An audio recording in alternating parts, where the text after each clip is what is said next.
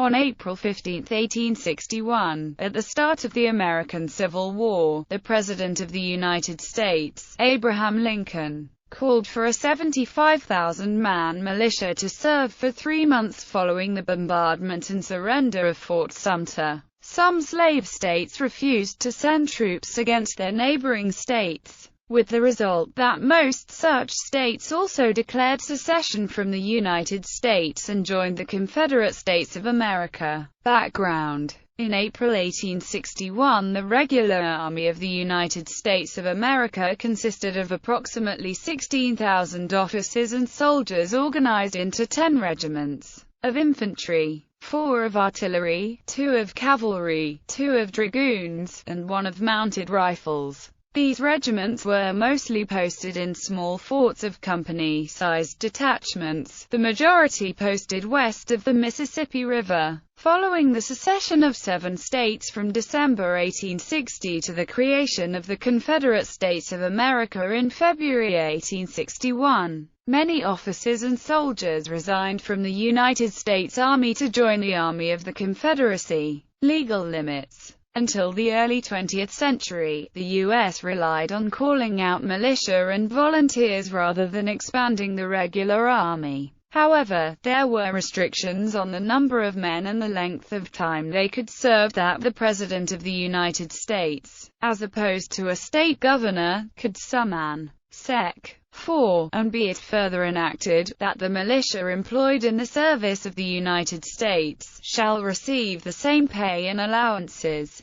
as the troops of the United States, and that no officer, non-commissioned officer or private of the militia shall be compelled to serve more than 3 months in any 1 year, nor more than in due rotation with every other able-bodied man of the same rank in the battalion to which he belongs. Militia Act of 1795 on March 2, 1799, the number of militiamen able to be called by the President of the United States for a provisional army was limited to 75,000 men. Declaration: the Declaration by Lincoln read, by the President of the United States, a proclamation whereas the laws of the United States have been, for some time past, and now are opposed, and the execution thereof obstructed, in the states of South Carolina, Georgia, Alabama, Florida, Mississippi, Louisiana, and Texas, by combinations too powerful to be suppressed by the ordinary course of judicial proceedings, or by the powers vested in the marshals by law. Now, therefore, I, Abraham Lincoln, President of the United States, in virtue of the power in me vested by the Constitution and the laws, have thought fit to call forth, and hereby do call forth, the militia of the several states of the Union, to the aggregate number of 75,000, in order to suppress said combinations, and to cause the laws to be duly executed. The details for this object will be immediately communicated to the state authorities through the War Department. I appeal to all loyal citizens to favor, facilitate, and aid this effort to maintain the honor, the integrity, and the existence of our national union, and the perpetuity of popular government, and to redress wrongs already long enough endured. I deem it proper to say that the first service assigned to the forces hereby called forth will probably be to repossess the forts, places, and property which have been seized from the Union, and in every event, the utmost care will be observed, consistently with the objects aforesaid, to avoid any devastation, any destruction of, or interference with, property, or any disturbance of peaceful citizens in any part of the country. And I hereby command the persons composing the combinations aforesaid to disperse, and retire peaceably to their respective abodes within 20 days from this date. Deeming that the present condition of public affairs presents an extraordinary occasion, I do hereby, in virtue of the power in me vested by the Constitution, convene both houses of Congress. Senators and representatives are therefore summoned to assemble at their respective chambers, at 12 o'clock, noon, on Thursdays the 4th day of July next, then and there to consider and determine such measures as, in their wisdom, the public safety and interest may seem to demand. by the President Abraham Lincoln, Secretary of State William H. Seward, Secretary of War Simon Cameron's communique to the various state governors, CALLTOARMS. 75,000 volunteers wanted. Washington, April 15.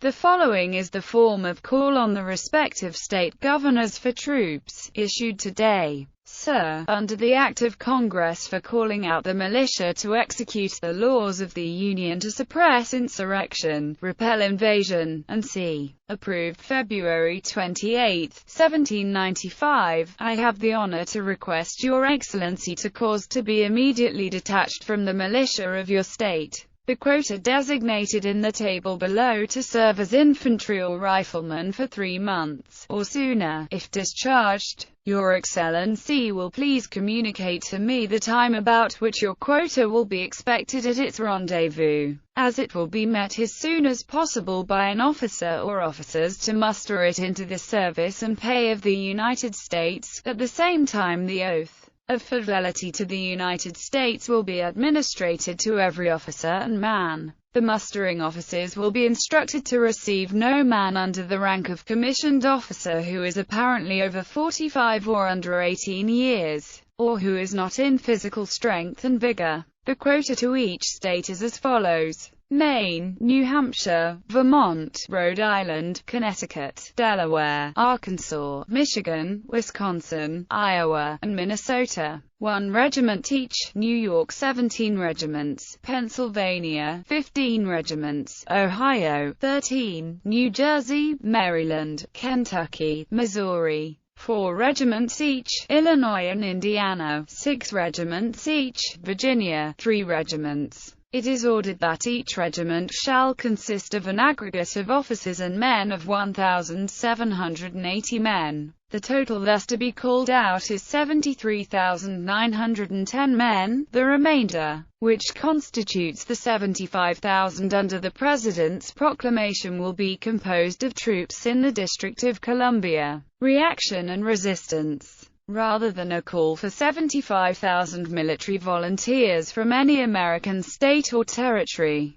the 2 proclamations called for a specific number of volunteers from each state, including slave states in the South that had not yet declared their secession. Several northern states communicated enthusiasm, with states such as Indiana offering twice as many volunteers as requested.